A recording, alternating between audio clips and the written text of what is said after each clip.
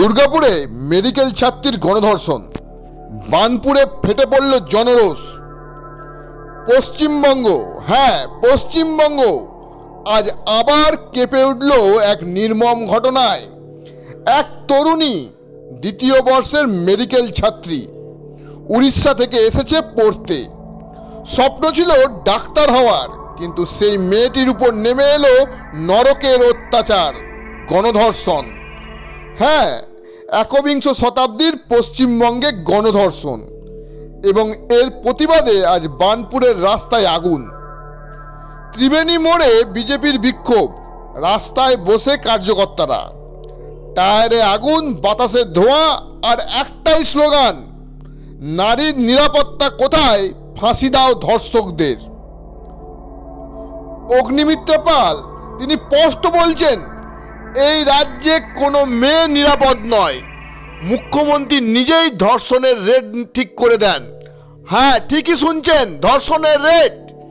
এটাই নাকি আজকের পশ্চিমবঙ্গের বাস্তবতা, যা বলছে অগ্নিমিত্রা। প্রশ্ন একটাই, এ রাজ্যে মেয়েরা কতবার ধর্ষিত হলে সরকার জাগবে? প্রশ্ন একটাই, অপরাধীরা কেন এত বেপরোয়া? প্রশ্ন একটাই, মুখ্যমন্ত্রী কি নীরব দর্শক হয়ে গেছেন? ত্রিবেণী মোড়ে আজ আগুন শুধু টায়ারে নয়, আগুন জ্বলছে মানুষের অন্তরে। বার্নপুর থেকে শুরু হয়েছে প্রতিবাদের ঝড়, দাবানল ছড়িয়ে পড়েছে রাজ্য জুড়ে। এটাই কি মেয়েদের নিরাপদ বাংলা, নাকি এক অপরাধের স্বর্গরাজ্য?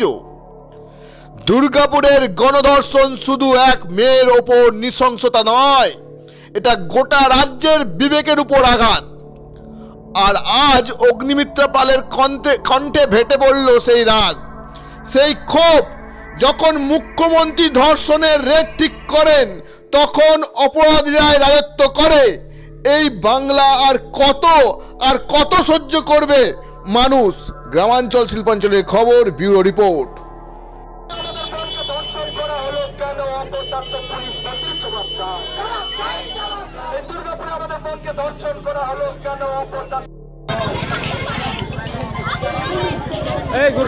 গুড্ডো ভাই,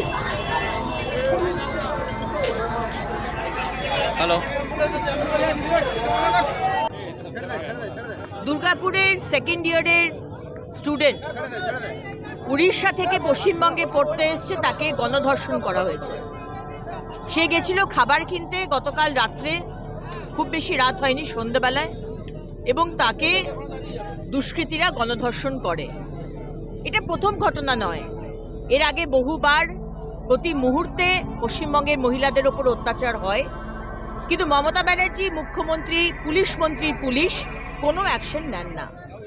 চার্জশিট এমনভাবে দেওয়া হয়, তাদের লঘুধারা দেওয়া হয়, এবং অলরেডি যে হাসপাতালে হয়েছে, যে কলেজে আইকিউ সিটি, সেখানে অলরেডি চাপার চেষ্টা করা হচ্ছে। আজকে লক্ষ্মীর ভাণ্ডার দিয়ে, কন্যাশ্রী দিয়ে আর সবুজ সাথীর সাইকেল দিয়ে মহিলাদের সশক্তিকরণ হবে না। মহিলাদের সশক্তিকরণ তখনই হবে যখন মহিলারা চাকরি পাবে, আর তাদের বিরুদ্ধে যারা অন্যায় করবে তাদের শাস্তি হবে। কিন্তু এখানে কোনো শাস্তি নেই। আমাদের পশ্চিমবঙ্গের মেয়েদের আমরা সুরক্ষা দিতে পারি না। উড়িষ্যা, সেখান থেকে একটি মেয়ে এলো, তাকেও আমরা সুরক্ষা দিতে পারলাম না। কোটি কোটি টাকার পুজো করছেন আজকে বড় বড় নেতা মন্ত্রীরা, টিএমসির, মা দুর্গার পুজো, মা কালীর পুজো, কোটি টাকা খরচা করে, কিন্তু আসল যারা মা দুর্গা, মা কালী, মা লক্ষ্মী, তাদের কোনো সম্মান নেই।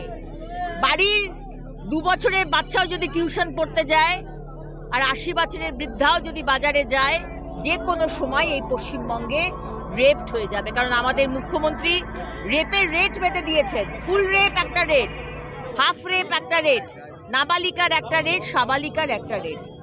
তাই এইখানে আমরা প্রতিবাদে নেমেছি, আসানসোল দক্ষিণের সমস্ত সাধারণ মানুষ এবং বিজেপির কার্যকর্তারা। এটা আমরা সহ্য করব না। অনেক হয়েছে মুখ্যমন্ত্রী, অনেক হয়েছে। আপনার থেকে আমরা স্টেটমেন্ট চাই। এখন কি বলবেন মেয়েটার চরিত্র খারাপ? ছোট স্কার্ট পরা, চরিত্র খারাপ, তাই জন্য রেপ হয়েছে। চিকেন খায়, মাটন খায়, তাই জন্য রেপ হয়েছে। ছোট চুল, তাই জন্য রেপ হয়েছে। পেটে বাচ্চা ছিল, তাই জন্য রেপ হয়েছে। এটা কি বলবেন? আপনার থেকে আমরা স্টেটমেন্ট শুনতে চাই। কিন্তু এই সরকারের ওপর কোনো ভরসা নেই। 2026-এ এই সরকারের বিসর্জন দেবে বাংলার মানুষ।